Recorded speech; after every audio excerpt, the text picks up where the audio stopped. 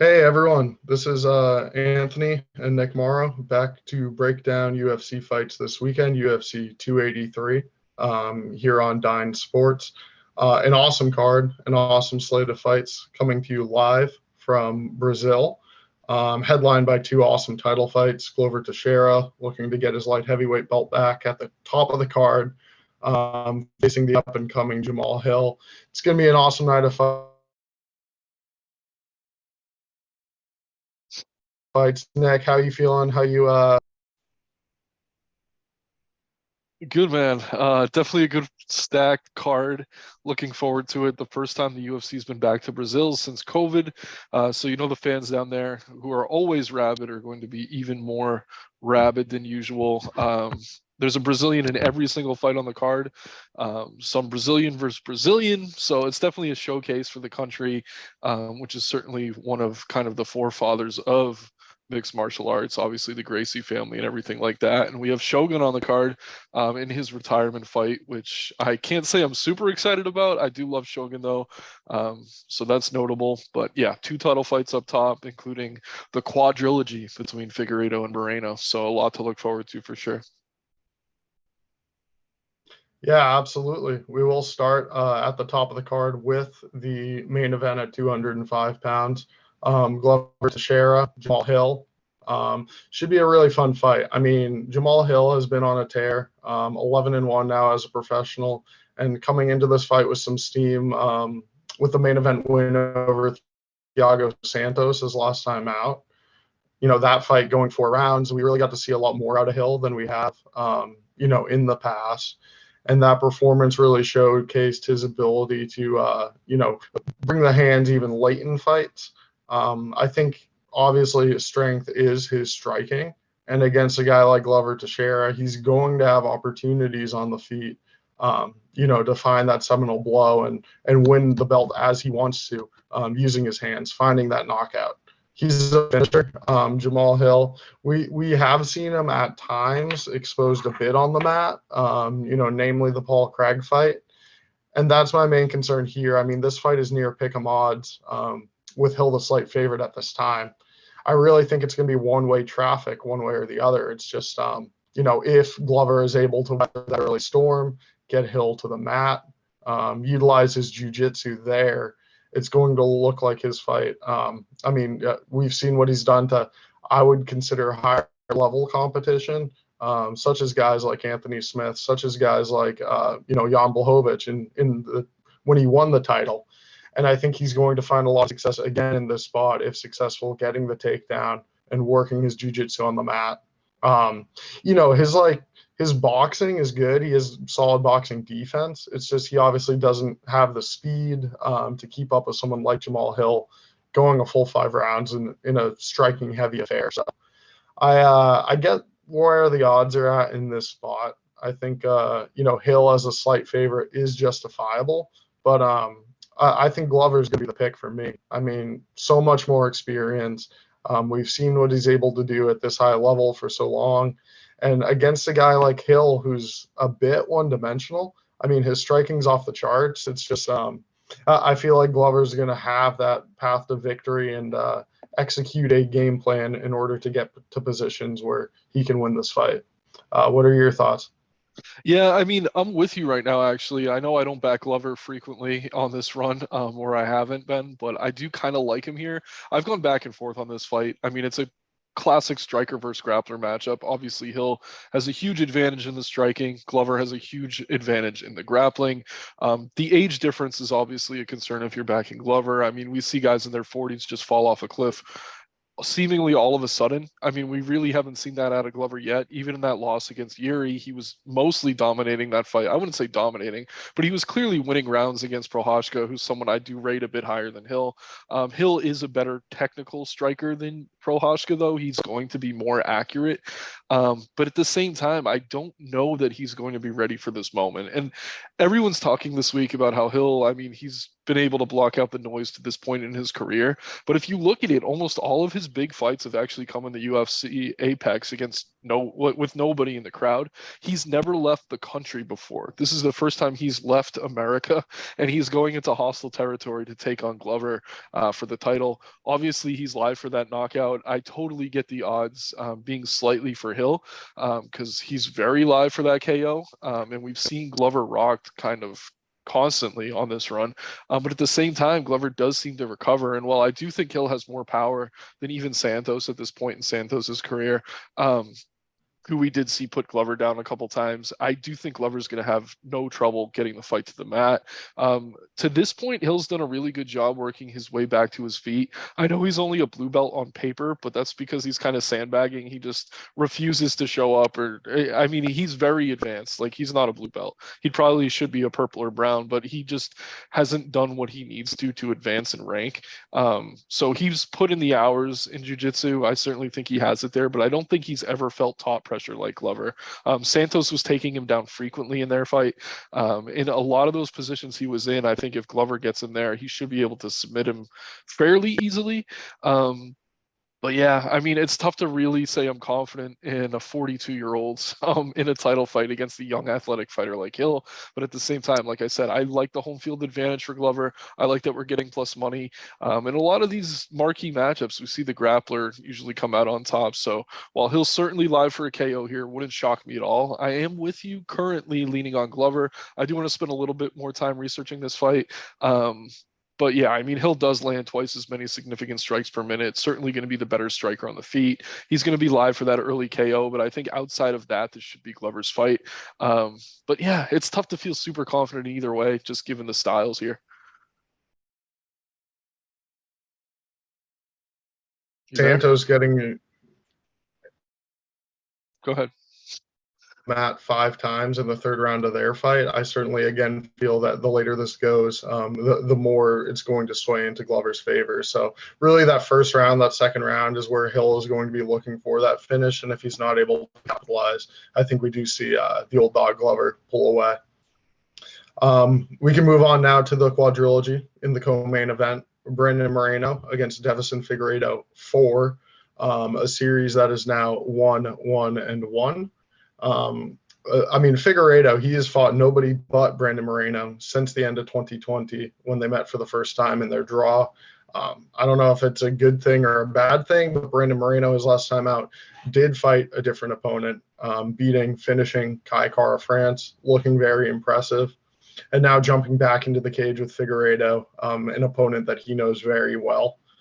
Odds are right around pick 'em for this fight, and it really is hard to sway one side or the other based on technical ability, just because we've seen, more than, 50 minutes of cage time between these two, and they are so evenly matched. The two of them just go back and forth. With Figueiredo, it's the better power shots. It's the better, pressure, confidence when he is moving forward, walking down his opponents. But Moreno just knows how to sneak those shots on in the in-betweens, mix in the grappling as needed. He was able to really throw Figueiredo off his game in their second meeting. And, the third meeting was a decision that went his way, but another razor close decision. One Moreno thought he won, one that a lot of people thought Moreno had done enough to get the victory. Again, I'm seeing a close fight here. I lean Figueiredo once again in this matchup, just the edge and power. The fact he's gotten the nod in that last close decision, and now on home turf too.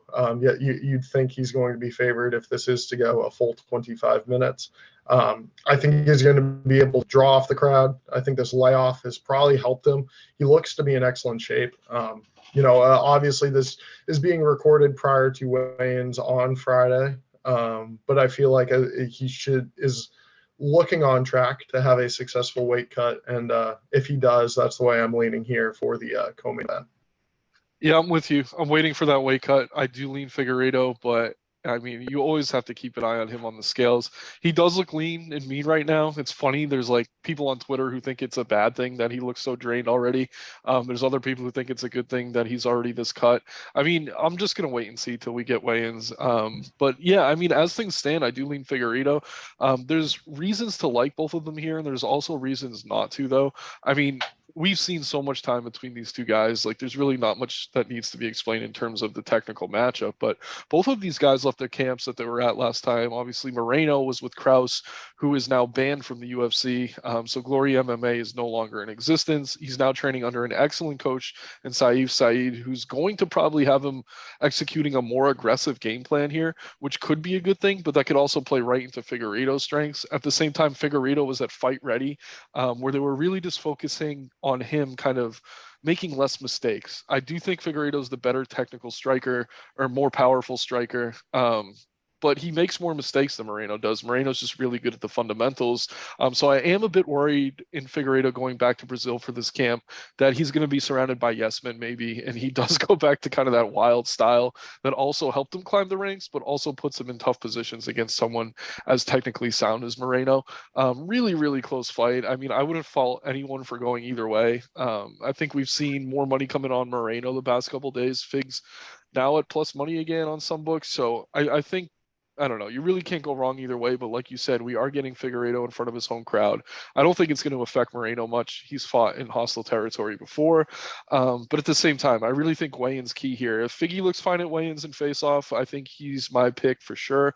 But at the same time, it would not surprise me at all to see Moreno finish Figgy once again if Figgy's in there making mistakes. And yeah, Moreno does have that submission win, which was the most convincing victory in this quadrilogy.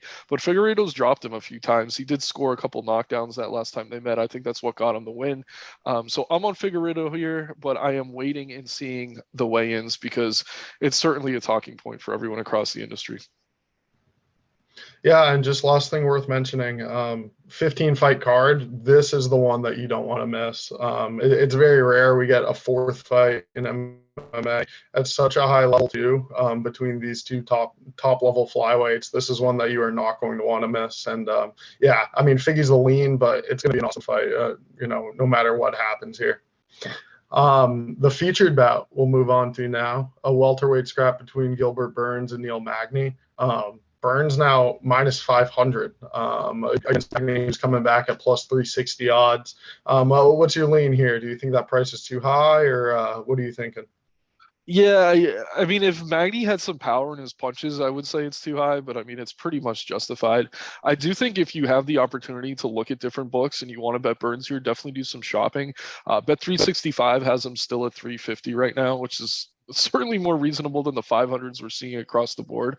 But yeah, Magny's been submitted 5 times. Burns is probably the best jiu-jitsu player in the entire division. We saw Magny out-grappled by Michael Chiesa. He was completely dominated by Shavkat Rakhmonov.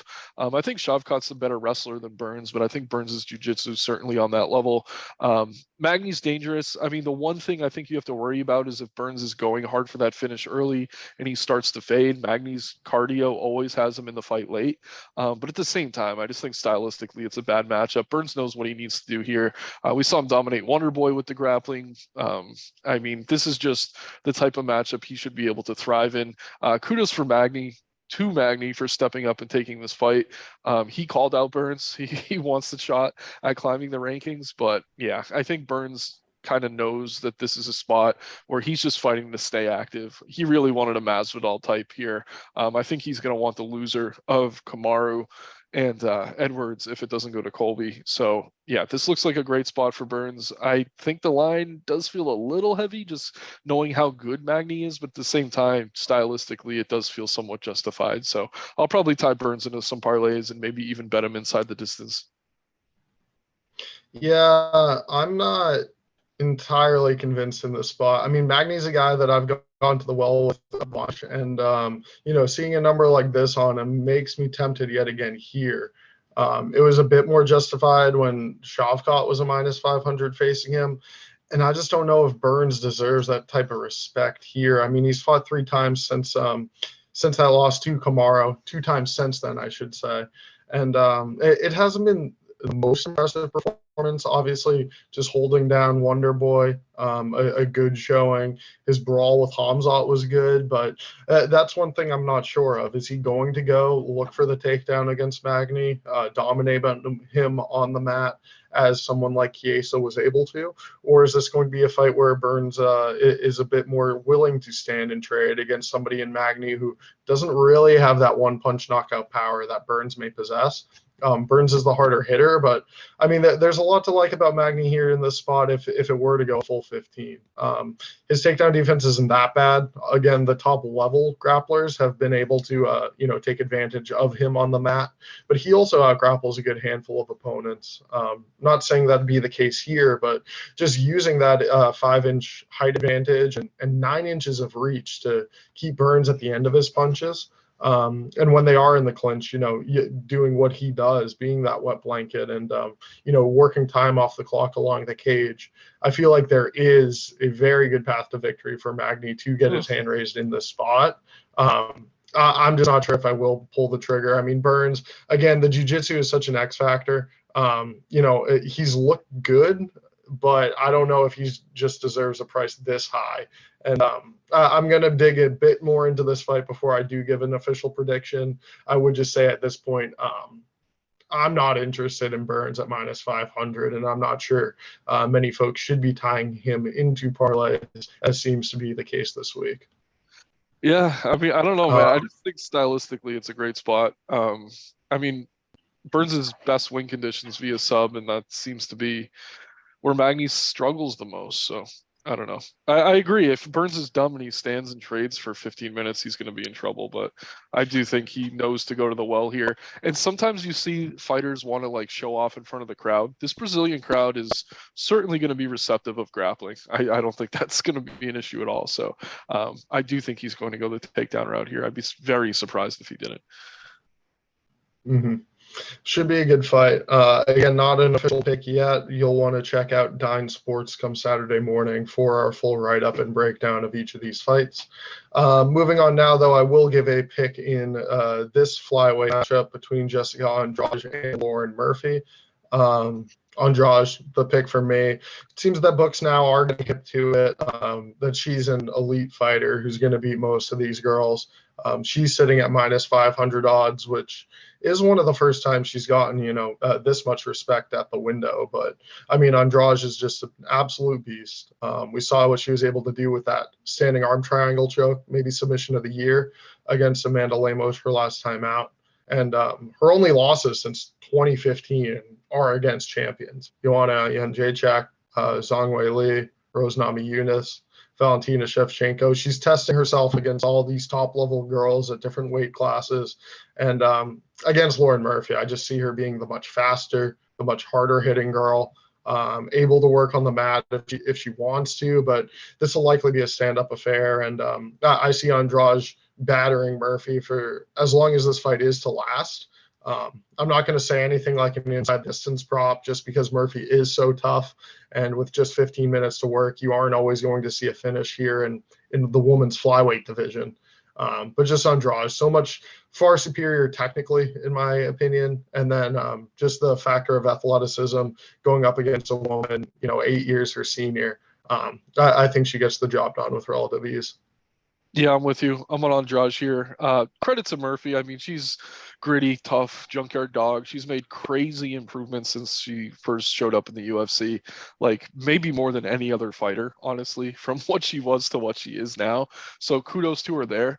But when she usually wins fights, it's pressuring her opponents, keeping them on their back foot. You can't really do that against Jessica Andrade. Murphy doesn't really have the power to make Andrade respect her, and I think Andrade is just going to walk her down and probably go right through her. Yeah, I do like Andrade inside the distance. I wouldn't bet on it heavily. Obviously, women's MMA, most of these fights are going to decision. But if there is a finisher in this division, it is Jessica Andrade. We saw her put out Chukagian, who I certainly rate higher than Murphy, someone with a similar style. I'm with you. Jessica Andrade is the play here for sure. I'll be tying her into parlays.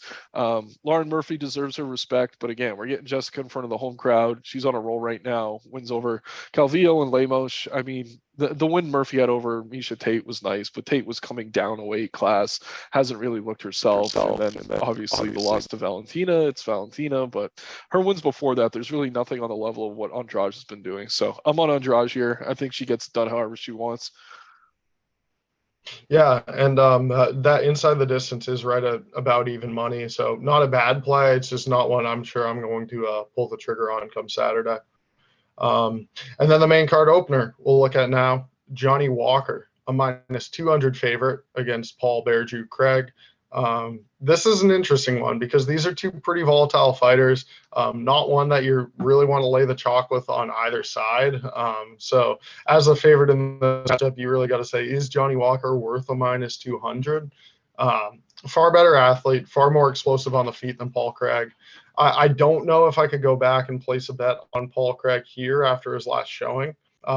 He got a less dynamic fighter in Uzdemir in the spot he wants, on the mat, in those prolonged grappling exchanges the first round, and he wasn't able to get the job done. So I just don't think against Johnny Walker, he may find that success. Walker, while there has been some questions regarding his fight IQ, he clearly is improving.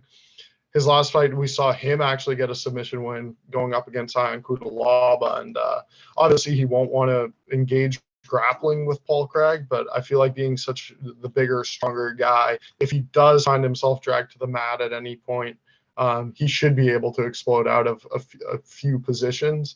It's obviously just Craig being such a specialist. If he's able to get any sort of arm, any sort of submission attempt going, he's always going to be a danger to end the fight. So it's not a spot I'm very comfortable. I'm leaning Johnny Walker at this point. I think his striking is going to be the difference, and we're going to see Craig get touched up, especially, again, home in Brazil. We should see the best Johnny Walker we have, and I think his last time out was probably his best performance to date. So I feel like he is the rightful favorite here. It's just, again, I'm not sure how involved I'm going to be at a -200 odds on a guy like this. Yeah, this is a really tough one. Craig's one of my favorite underdogs to back, and Walker's one of my favorites to fade. And I don't really necessarily feel that way. Like Craig, that performance against Ozdemir was just terrible, constantly pulling guard, just trying to pull him in. I don't know. The fight IQ with Walker makes me hesitant to back him as a -200 against anyone. I mean, the Kudalaba win was nice. I mean, I was more impressed by his win over Ryan Spawn, which came a few fights earlier.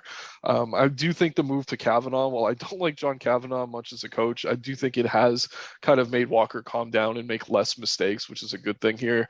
But really, I mean, if Craig gets him to the ground once, it's tough to expect Walker to survive. So it's a scary spot on both ends. I am leaning Walker with you slightly. I think he'll be able to keep it standing long enough to find that KO. I can see you maybe catching Craig with the knee as Craig tries to enter here. It's going to be tough to close that distance. I mean, Craig usually has a reach advantage against most guys. Johnny Walker has the 82-inch reach advantage. I think he's one of the longest guys in the division.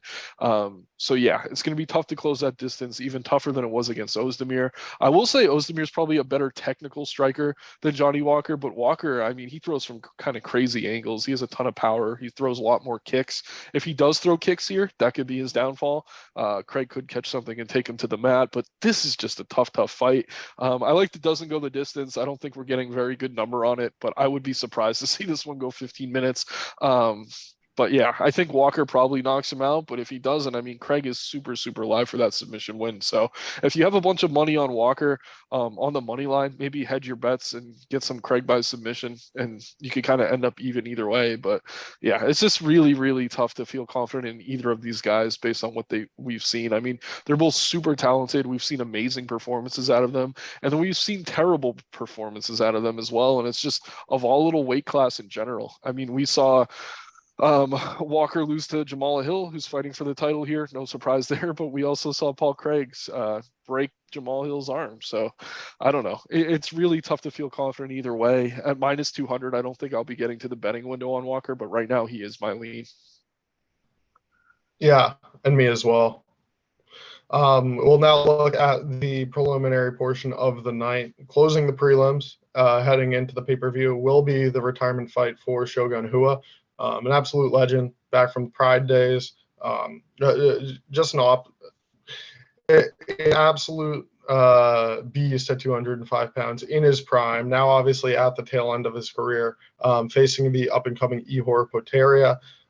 In an interesting spot. I mean, Potieria is the favorite here, now minus 200, 220 in some places, up against Shogun, who I think looked pretty good his last time out. I mean, it wasn't a good fight, but he did have a better showing than expected against Ovin St. Preux. It was not a fight that he won, but it was a much closer decision than I and many others had anticipated. So, what do you think in this spot? Do you think Shogun has one more win left in him? I honestly don't know. I mean, first, just to give Shogun his flowers, obviously former light heavyweight champion. That run he went on in Pride in 2005 to win the Grand Prix is maybe the best run any fighter has ever gone on, period. Just an amazing level of competition. He was dominating. Such a good dude too. Like all the fighters this week from Brazil are just around him. Like, I don't know. It's like Ted Williams when he went back to Fenway in the 98 All-Star game vibes. Like, I know this is before your time, but everyone's just tipping their hat to Shogun. I mean, a lot of the guys fighting on this card got into fighting because of Shogun Rua and what he was doing in Pride. A lot of the Brazilian fighters, we heard Figgy talking about him on Embedded, but yeah, I love Shogun. One of my favorite all-time fighters. It's just, I don't know, man. Like, Pateri is not good, and I think that's why the UFC made this matchup. But at the same time, he's just going to come out and start throwing hooks. Like, he's going to run at Rua, try to take him out quick, and there's a very good chance it works. We saw Rua tap the strikes to Paul Craig, who we were just talking about. Doesn't have great striking, whether it be on the ground or standing up. I mean, I don't know. My heart wants to pick Rua here, but my head's like, can you really? And I mean, yeah, I get what you're saying. He looked better than expected against OSP that last time out, but I think that was more a product of OSP just not pulling the trigger. Like, Rua didn't really do much damage. It was more just OSP doing what OSP has done the last few fights of his career. He's just standing around, not really throwing much volume, really not chasing any finish. And yeah, I mean, right now I'm leaning Pateria. I don't want to put money on him at these odds at all. I just really don't rate him that highly. I don't think the UFC does either. I think that's why this matchup was made. But if he's good at anything, he does have knockout power. So yeah, I get the odds. I'm leaning Pateria here. It really pains me to say. Would love to see Rua get one more win in front of the hometown crowd, and I think that's what the UFC is trying to do here. But at the same time, I mean, Pateria, he's just like, I don't know. He's going to come out shot out of a cannon, throwing hooks, probably takes out Rua early. And if he doesn't, then Rua's certainly going to be live to either grind him out via decision or take him to the mat and maybe find a submission. But it's just tough to have any confidence in this version of Shogun Rua. I mean, and also I think statistically, whenever a fighter announces their retirement before they fight, I think they're like, I don't know, they win like 10% of the time. It's just very, very rare. We see those situations go well. So yeah, it's just tough to back Rua here. I want him to win. I'll be cheering for him. But yeah, my head says Pateria probably does KO him, as painful as that is to say. And yeah, I mean, I feel similar, but I may actually end up pulling the trigger. I'm just not certain yet. This Patera guy, I mean, he's solid, but He's I not mean, the even biggest step solid. up in competition he had was, yeah, I know. His last time out, Nikolai Negamarianu made him look like you walk through him. It was the easiest fight Negamarianu's had in a bit. He's and then the fights prior to that, I mean, he's beating 5-2 fighters, 11-5 fighters, 0-3 fighters. Nobody of that high a note. I mean, he's got power. He's explosive. It's just, yeah, if Shogun's able to, get one back, get his respect, and then just fight a veteran savvy fight, I think he has the path to victory here Yeah. as a sizable underdog. Yeah, I mean, it's a really tough one to call. I don't want to go against the legend, but I also don't want to go to the window with a minus 220 guy that I don't think is that skilled. I mean, he's explosive, and as you say, I think early on he's going to look to touch up Shogun. I just think it's definitely a spot where he has a chance to pull out that elusive win in his retirement fight. So, yeah, just one more quick thing on Pateria. Obviously, he has a questionable record fighting out of Ukraine, a bunch of nobodies. He did recently shift camps to ATT, one of the better gyms in America. I think that is going to be a plus for him. So, at the very least, I think he's going to look better than he did against Negaramanu, however you say his name. But yeah, tough fight in a lot of ways. Yeah, really tough one to call. More one for the fans, or one that you'll want to watch, enjoy with your the company you'll share this card with. Moving on now to a fight I am very excited for. Middleweight scrap between Gregory Rodriguez and Bruno Ferreira. Um, Rodriguez has become one of my favorite fighters this past year, just with the performances he has put on.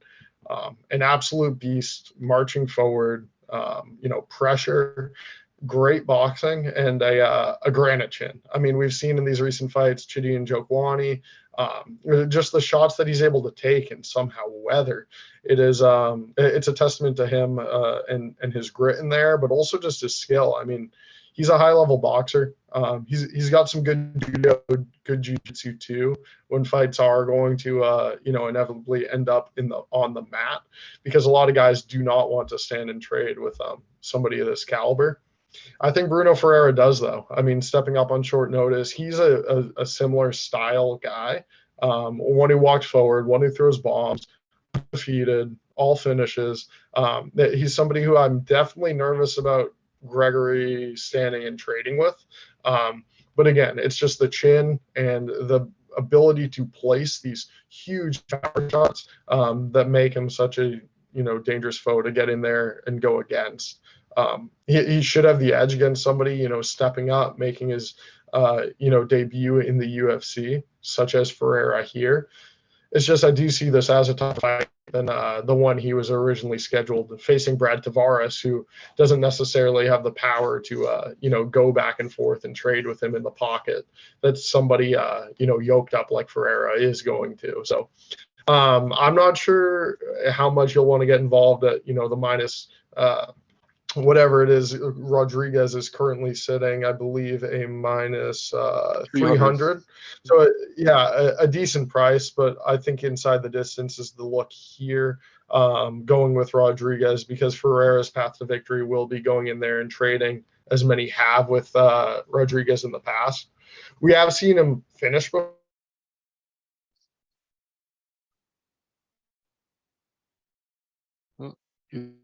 I mean, Jordan Willie, that cannot be touched. It is just one that I'm trusting, especially in the spot against a short notice opponent. So Rodriguez looked like a monster as of late. One of my favorite spots here on this card today.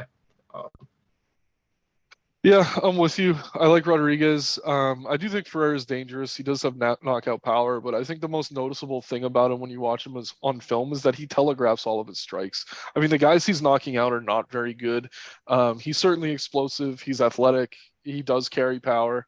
But yeah, I mean, you can see it kind of coming from a mile away. So as long as Rodriguez doesn't stand in a phone booth with him here, I think he has him covered everywhere. I think he's the better grappler. I actually think that's the clearer path to victory, is to take him to the mat, grind him out down there. I mean, if Ferreira has anything that could be an equalizer, it's that power. But like I said, I think he telegraphs most of his strikes. Rodriguez is very durable, but we have seen him rocked a bunch of times.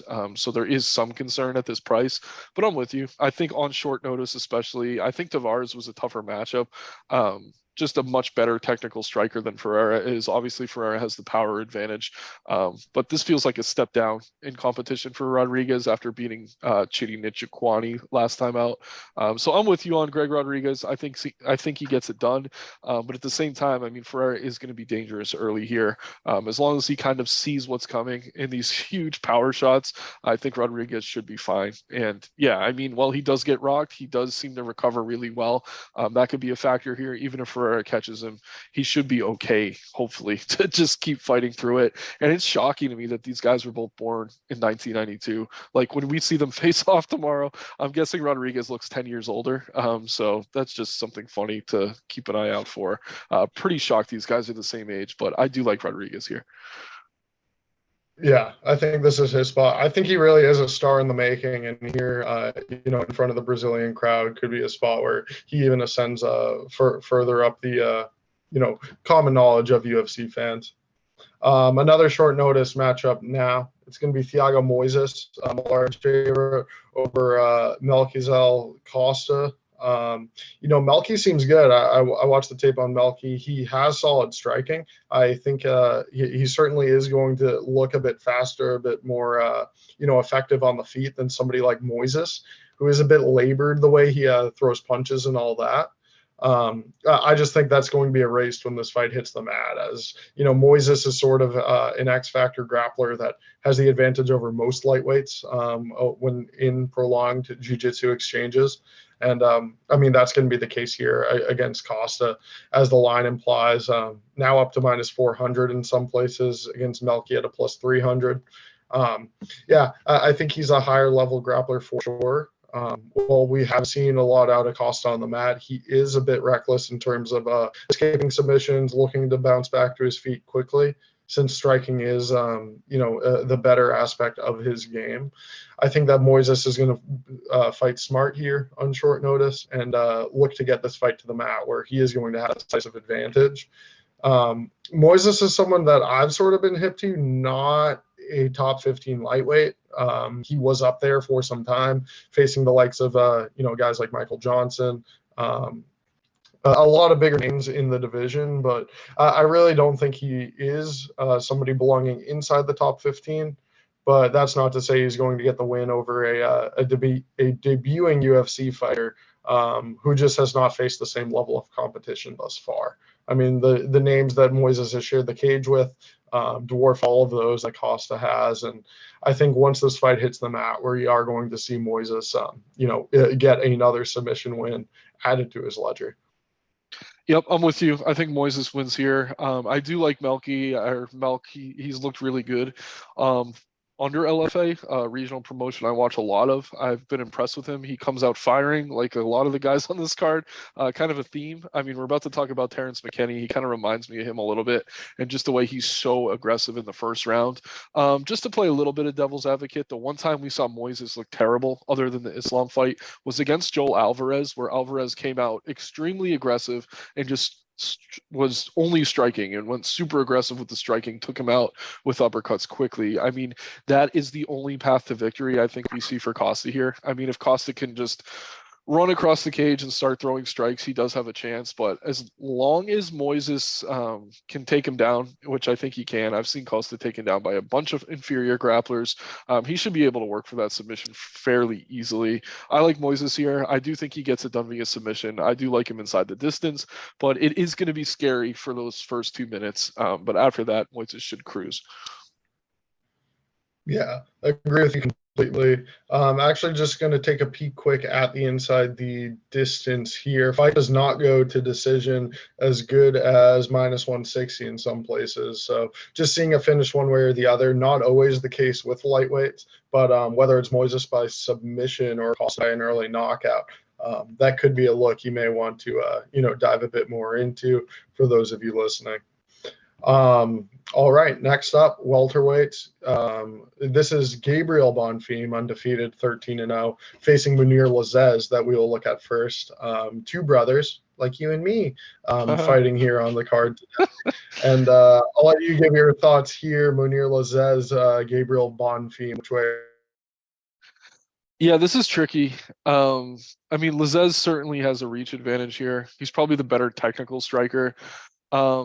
But yeah, I mean, Gabriel Bonfim's been extremely impressive regionally. He had a ton of hype going into the Contender Series. Not only is he a great striker, but he's a very creative submission grappler as well. He is that win via Von Flue over Trey Waters on Contenders. We've seen him hit Darce chokes, bunch of triangle chokes, guillotine chokes, pretty much any choke you could think of, this guy has won a professional fight by. So he's really good on the mat, and I think that's the X factor here. I don't think he's going to want to stand and trade with Lazzez. Lazzez did not look great against Lusa, in my opinion. I mean, he was landing the better strikes. He was defensively sound, but at the same time, I mean, Lusa's decent, but I think Bonfim here is the better technical striker compared to Angel Lusa, and the clear path to victory, I think, is to take Lazzez to the mat. We really haven't seen his grappling tested at the UFC level. He's looked good at times striking. We obviously saw him KO'd against Warley Alves. But yeah, to me, Bonfim is the side here. I think he is the better of the two brothers. Obviously, that's subjective and yet to be seen.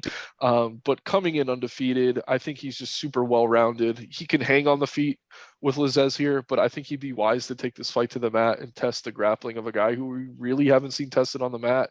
Just an excellent choke series out of this Gabriel Bonfim here, and I think the UFC knows what they're doing, putting him in front of this crowd. So I'm excited to see what he does moving forward and in this fight. But for me, it's Gabriel Bonfim here. I hear a lot of people on Lizez as an underdog this week, and I get it. If this was just a kickboxing match, I would certainly agree.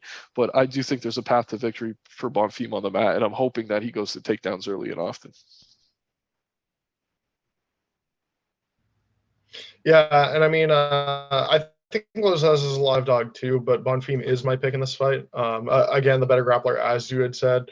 We have seen a bit of out of Lozez. I mean, some solid takedown defense in the UFC, 70%. And then even taking Abdul Razak Al Hass into the mat in their meeting. But yeah, clearly he would prefer to keep this fight in standing, kickboxing range.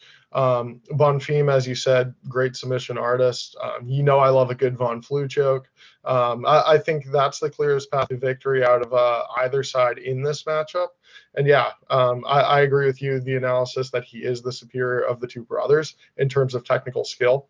Much further developed, it appears, in his technical ability. And I think, he's drawing an opponent in Lozez that seems a bit tougher. I think it's going to be the younger brother dealing with, Ismael dealing with the tougher test here in Brazil today. So I think you're right. I think this is a spot where Gabriel Bonfim should be able to succeed. And I'm not entirely sure at these odds. He's swelled to like a -190 or so. But he is my pick to get the victory in this spot. We'll move on now to the last of the four the last of the early preliminary action. So early prelims starting at 6 p.m. This will be the last of them. A heavyweight matchup between Gelton Almeida and Shamil Abdurakhimov. Almeida, another guy who burst on the scene last year, is an absolute beast. This guy is a freak, starts every fight. I don't know if you've noticed thus far. Front kick to the face, immediate takedown. First 10 seconds each fight. Had to work a bit for that takedown of Parker Porter in that fight, but again, seeing him get down a 265-pound heavyweight makes me pretty confident in him doing the same here against Shamil. Abdurakhimov has gone 0-3 in his last 3 fights and is clearly slowing down. I'm not sure he's going to be able to offer much in this fight against a longer, opponent in Almeida that can control distance better, and obviously will be looking to bring him to the mat and just outwork him there. So Almeida was fighting 205 pounds, now testing himself against a heavyweight like this, heavyweight like Parker Porter, and a catchweight bout his last time out. He's gone through two rear naked chokes in a row, and just has incredible ground control. The ability to keep opponents down and work for submissions quickly there. Mixing in the ground and pound just has guys turning over, giving their back quickly, and he's able to finish fights extremely efficiently. I think he is going to run into some tests as he continues to ascend the ranks. If he's going to stay at heavyweight, we'll see what happens. There's certainly a lot of tougher fights there than at 205.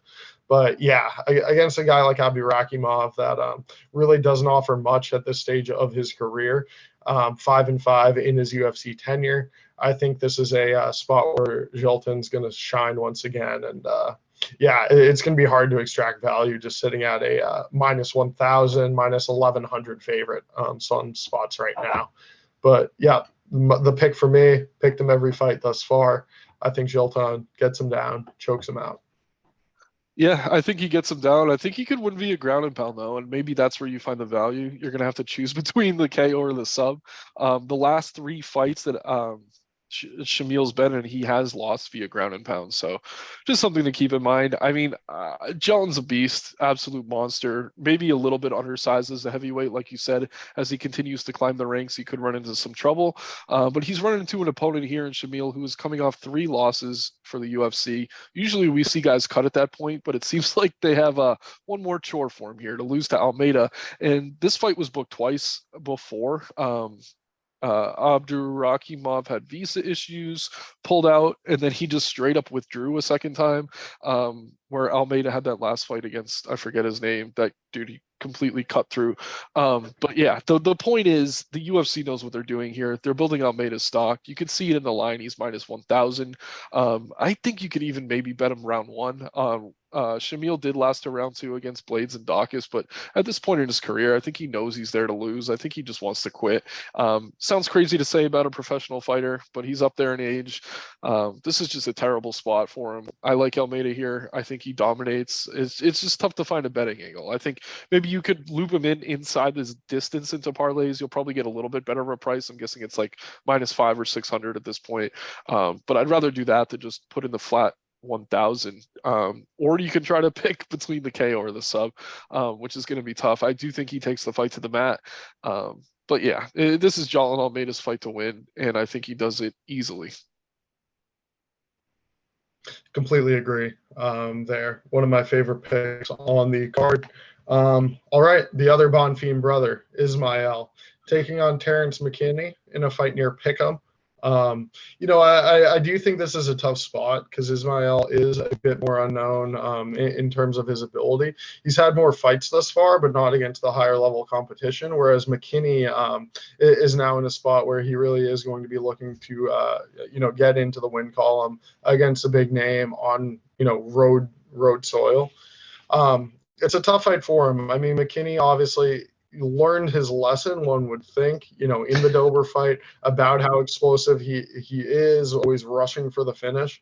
But that's really what makes him his best. I mean, he's got great wrestling too, which I think could play a factor in this fight if Ismael is looking to grapple and, he's able to keep Ismael on his back for a good majority.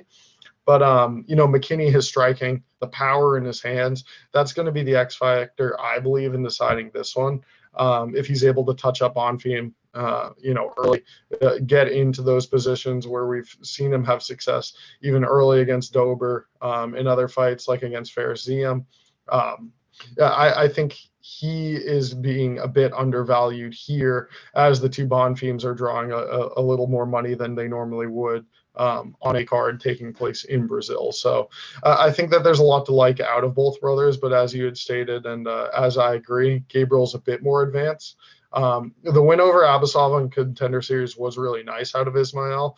I just don't know if it's going to be a similar story here with McKinney, where he comes alive late if McKinney's not able to get him out of there in the early half of this fight. But it is a step down in competition. I mean, so was his fight against Eric Gonzalez, where we did see McKinney get hit pretty clean again. But I think he is the side I am leaning at near pick'em odds, just given the X factor of his power and his wrestling if he elects to use it. But curious to hear your thoughts. Yeah, I'm with you. I like McKinney here. I think he's going to come out firing. I'm hoping he learned from that Dober fight. Not confident he did, though.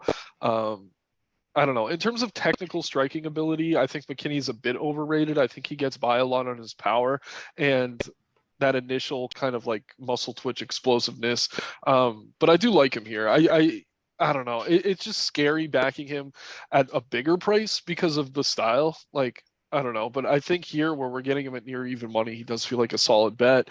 If this fight gets out of the first round, I'd be concerned for McKinney. We've seen him fade several times throughout his career. But yeah, I think the first couple minutes are going to be chaotic, and I think McKinney wins in that chaos, as we've seen him do constantly, pretty much every time except for that Dober fight. I will say, though, I mean, Bonfim, his last loss came against Renato Moicano back in 2014. So this is a guy who's been winning fights for a while. It's just not at the same level of competition as Moicano or really anyone McKinney's been facing lately. I do think this is a tougher test for McKinney than a lot of his recent opponents outside of Dober. I rate Bonfim higher than Fares, certainly higher than Eric Gonzalez. I don't know. But yeah, I like McKinney here to win. I really like the odds. But in the same breath, I mean, I was saying how Jamala Hill has never left the country before. Same deal with McKinney here. This is his first time out of the United States. That is a bit of an X factor. So just keep that in mind. I wouldn't go too heavy, just given the volatility of Terrence McKinney fights in general. But near even money, I do think he's one of the better straight plays on the board. Yeah, I agree. And just one other thing I will point out, fights does not go one round. Had been a profitable bet for McKinney fights in before running into Drew Dober. One thing I will say, fight starts round 2 plus 110. Ismail Bonfim plus 110. So just for those looking at the Bonfim side, I think just going over those 5 minutes could be an even better play. If McKinney does mix in wrestling, or if there is a prolonged grappling exchange that burns out the first round, you cash that bet. Just maybe a look those may want to consider if you were leaning the Bonfim side. Completes one round of action. Because, again, it's going to get tough for McKinney after those first 5 minutes. All right, moving on now. A close fight at welterweight. Nicholas Dalby, favored minus one, or moving back and forth here. Warley Alves now the favorite, minus 125 against Nicholas Dalby at plus 105. This is a tough fight to call. I would compare this to the Walker Craig fight, just in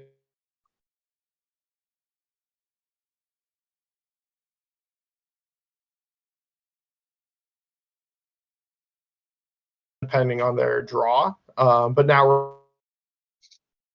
together.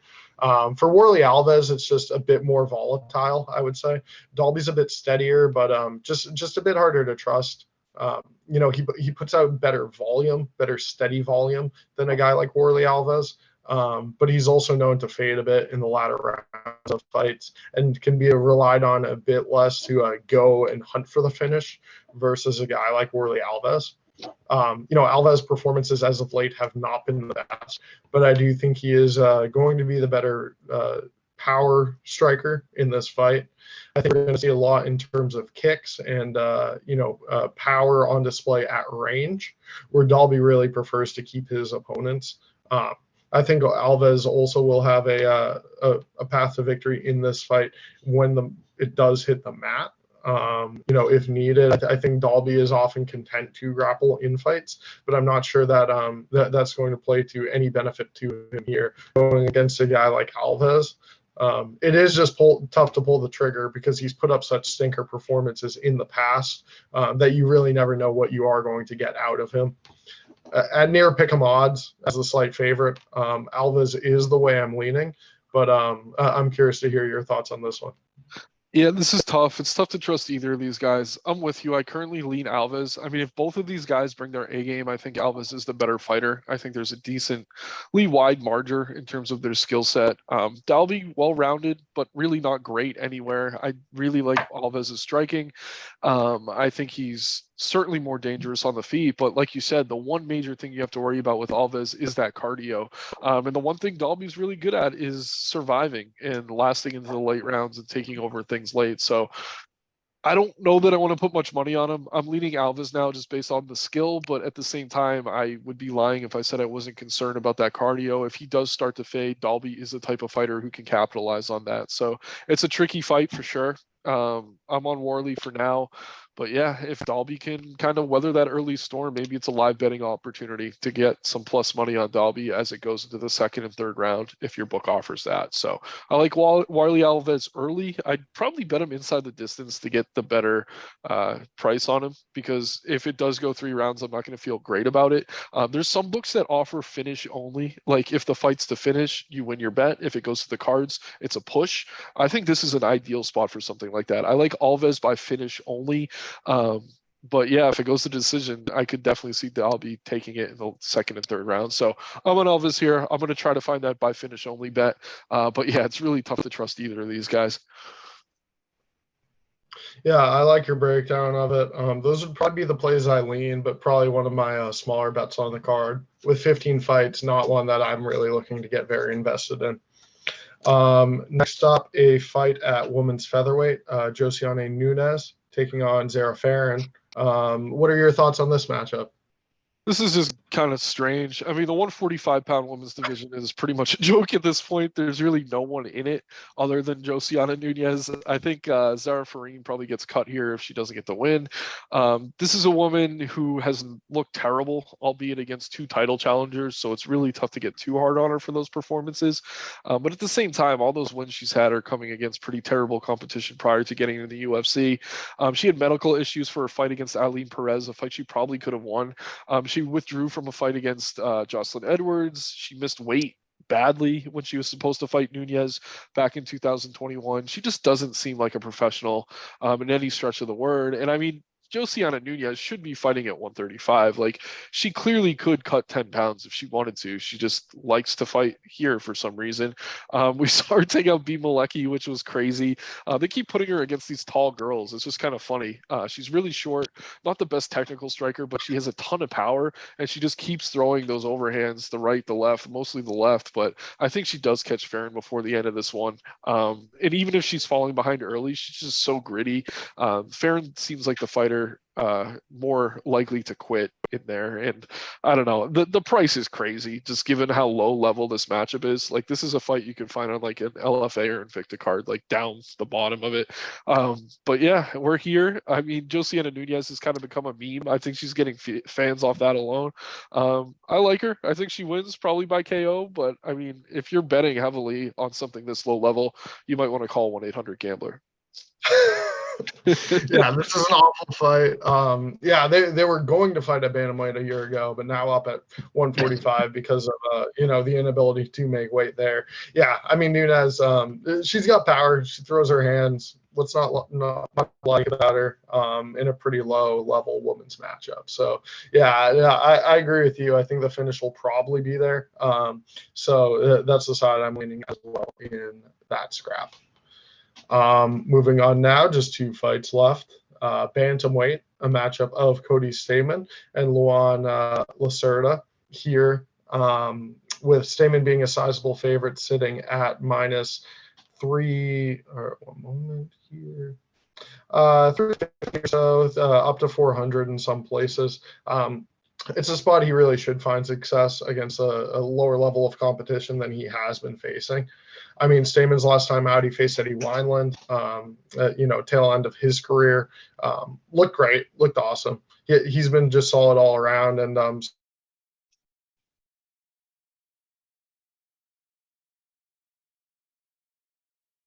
somebody that I think should have the edge, take this fight to the mat very much. But his hands have been looking good as well. I mean, we got to see him really put some combinations together early against Merab Dvalishvili. And then, of course, what he was able to do very quickly against Eddie Wineland makes me a bit more confident in his striking than I was a year or two ago when he was, facing off against the Song Yadongs of the world, the Brian Kelleher's. I think Stamann should roll in this spot. He may elect to grapple. He may elect to, get on top, wrestle against Lacerda. That is going to be the most dangerous spot for him here. Lacerda's finished a bunch of fights by submission. His last 6 in a row, all by early submission win. And that's my big fear here. But I think Stamann is a steady enough wrestler that he's going to know to stay on top, stay compact, stack up, and ensure that he's not caught in any of those submissions Lacerda throws up. And, on the feet, Lacerda certainly has some pop. He's going to look dangerous in the first, 5 minutes or so of this fight. But I think it's going to be Stamann in his hands that end up getting the victory here, just outclassing a guy that I'm not sure will find too much success against, a fringe top 20 bantamweight like Cody Stamann. Yeah, I agree. The odds feel about right here. Obviously, Lacerda's greatest strength is certainly his submission grappling.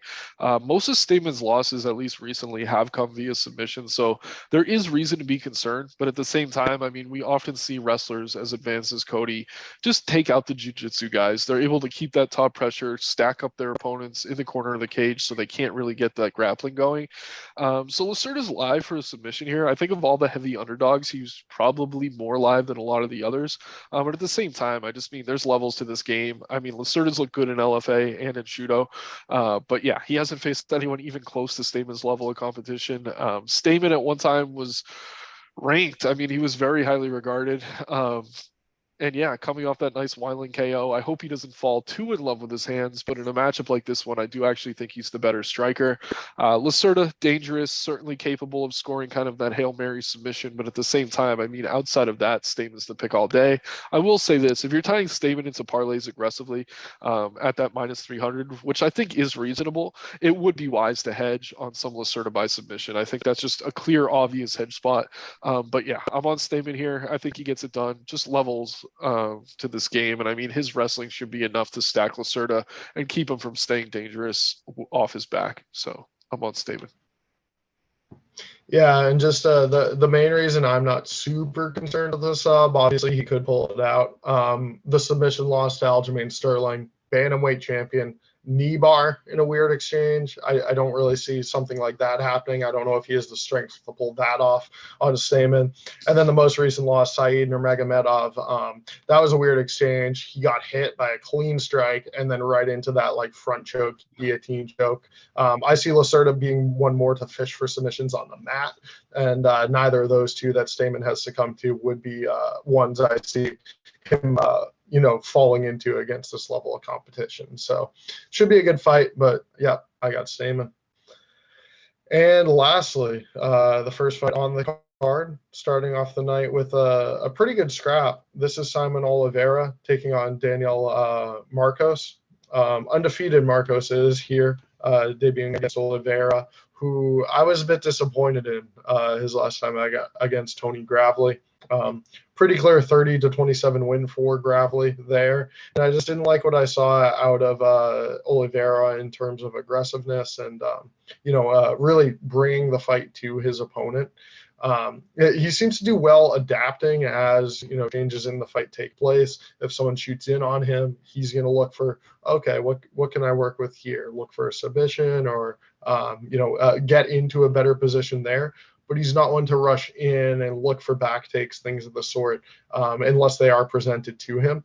The same sort of goes for striking, in my opinion. He's not one to really push the pace and look to get into the face of his opponents, where Marcos, I feel, is going to be the higher volume striker and likely, the more effective striker in this matchup. For what I've seen of tape, I really like the way he puts his hands together, and I like the way he defends strikes as well. I think he is likely going to be better in terms of visual scoring for judges looking at this fight as it goes down, earning points, winning minutes, and even landing the bigger shots that could change the outcome of this one against Guy Oliveira. I find it a very close fight. So with Oliveira sitting as a pretty decent favorite, minus 180 or so. Marcos is the lean for me here, at least early in the week. I mean, I may dig into tape a bit more on him, but from what I've seen, I think he is going to look like a bit more technical of the two on the feet. And really, I'd worry about Oliveira more if this does get into a prolonged grappling exchanges. Yeah, I mean, I think Oliveira is going to be more dangerous on the mat, but yeah, like you said, I like Marcos. I like the high output. I like that he's going to keep coming forward. Honestly, though, this is one fight I do want to spend a little bit more time on. So just to use this as a segue into the article that'll be posted Saturday morning, where we're going to give all our final detailed picks, not only who wins, but how they win. But yeah, I like Marcos here. I'm a little concerned at how popular of an underdog he seems to be. It feels like everyone I know sharp is on him right now. And the line hasn't really moved in his direction at all. So I like Marcos here, but I do want to do a bit more digging and just make sure that that's a smart and justified play. I like him better on the feet, but I do think Oliveira is going to look to grapple here. I just want to look a little bit more into how Marcos deals with that. But yeah, I mean, you're taking a guy against a Brazilian in Brazil. Peru's not too far away, though. I do like him here. And yeah, we saw Claudio Playlist might not be able to hold the flag for Peru. Maybe the UFC is looking for someone else they could kind of put that country on his back. And a guy like Daniel Marcos here, who does seem to have a lot of talent. So two guys, questionable level of experience. I mean, Tony Gravely is a tough out for your debut. I will give Oliveira credit there, but at the same time, like you said, he didn't look great. So I'm leaning Marcos here, but this is one fight more than any other on the card that I want to spend a little bit more time researching. All right. Well, this card looks awesome. I'm very excited for UFC 283. Appreciate you taking the time to break it down with me. Of course. Again, just for everyone watching, thank you. Check out Dine Sports come this Saturday morning for our full breakdown and analysis of every fight. And enjoy UFC 283. Nick, thanks again. Enjoy the card this weekend. You too, man. Take care, everyone. Good luck.